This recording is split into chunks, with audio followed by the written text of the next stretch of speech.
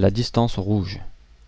Située en deçà de la distance des bras et des jambes, la distance rouge est une distance d'intervention. C'est celle où votre attention doit être au maximum car le danger y est immédiat. Elle se situe de la zone de contact à la distance limite de portée des vecteurs d'agression de l'adversaire. La distance orange. Située au-delà de la barrière des pieds et des poings de l'individu qui retient votre attention, la distance orange est une distance à laquelle vous allez vous placer pour négocier. C'est une distance dans laquelle vous n'entrerez qu'après vous être assuré que l'individu ne tenait pas d'armes ou qu'il n'en disposait pas à proximité. À cette distance, même face à une personne non armée, votre attention devra être très soutenue, car votre marge de manœuvre pour réagir à toute action de sa part sera considérablement réduite du fait de la proximité. La distance verte.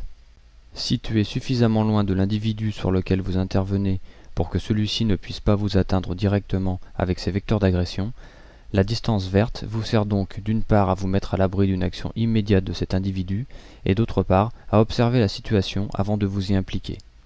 Cela vous permettra notamment de repérer d'éventuels complices, des armes, certaines issues qui pourraient servir à la fuite de l'individu, tout objet ou personne susceptible d'interférer dans votre action, et si vous avez la chance d'intervenir à plusieurs, de vous assurer de la présence et du placement de vos collègues.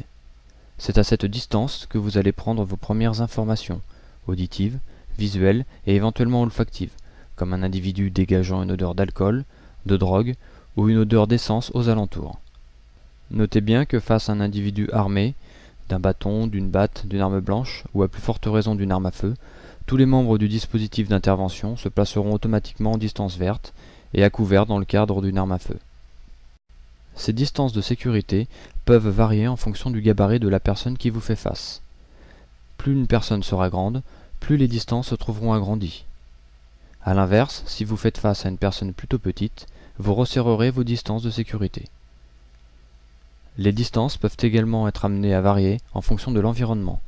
Ainsi, dans un environnement bruyant ou confiné, comme une discothèque ou dans les transports urbains, vous pourrez ponctuellement être amené à vous placer en distance orange, voire en distance rouge, dans une situation où vous vous seriez normalement mis en distance verte.